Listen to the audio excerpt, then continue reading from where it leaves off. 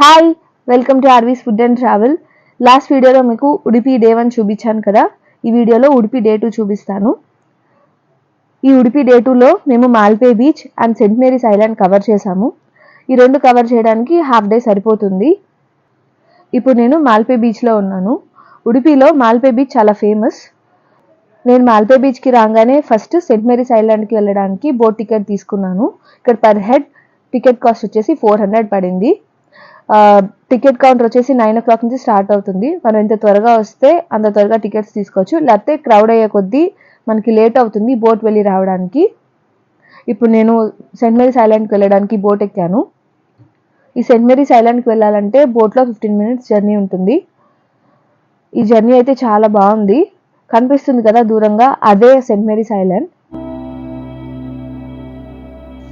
Saint Mary's island June నుంచి September దాకా క్లోజ్లో ఉంటుంది. ఎవరైనా ఉడిపి ట్రిప్ ప్లాన్ చేసుకోవాలంటే అక్టోబర్ టు ఫిబ్రవరి మంచి టైం.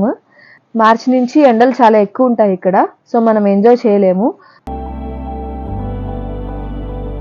ఇప్పుడు మేము సెయింట్ మేరీస్ ఐలాండ్కి వచ్చేసాము. ఇక్కడ మనకి 1 hour టైం ఇస్తారు ఇక్కడ స్పెండ్ చేయడానికి. ఆ తర్వాత మళ్ళీ బోట్ వస్తుంది పిక్ చేసుకోవడానికి. ఇదే మేము వచ్చిన బోట్.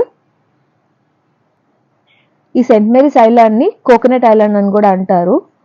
ఇక్కడ చాలా కోకోనట్ ట్రీస్ ఉన్నాయి. నేను చూసిన బీచెస్లో అయితే ఇది చాలా బెస్ట్.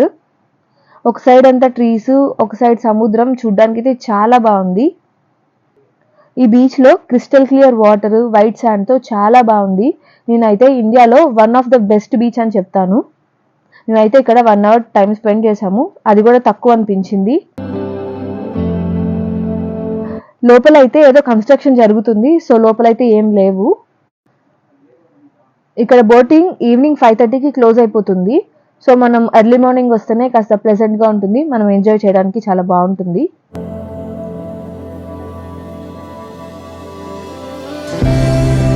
సో మాకు ఇచ్చిన 1 hour టైం అయిపోయింది. సో మళ్ళీ మమ్మల్ని పిక్ చేసుకోవడానికి బోట్ వచ్చింది.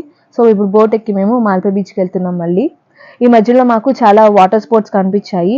బనానా రైడ్, బోటింగ్, పారాగ్లైడింగ్ చాలా కనిపించాయి. కానీ మేము ఈ స్పోర్ట్స్ ఏవి ట్రై చేయలేదు, మాకు అంత టైం లేదు. ఒక సీ వాక్ మాత్రం మేము ట్రై చేసాము, అది చాలా థ్రిల్లింగ్గా అనిపించింది. ఇది బనానా రైడ్ అండ్ ఇక్కడ బబుల్ వాక్ కూడా ఉంది. ఇప్పుడు నేను సీ వాక్ ట్రై చేస్తున్నాను. ఇది పర్ హెడ్ 150 rupees ఛార్జ్ చేశారు. ఇదైతే చాలా థ్రిల్లింగ్గా అనిపించింది, నాకు బాగా నచ్చింది. ఇంతటితో మా ఉడిపి డే 2 ట్రిప్ పూర్తయింది. మళ్ళీ ఇంకొక మంచి వీడియోతో కలుద్దాం. Please subscribe. Thank you.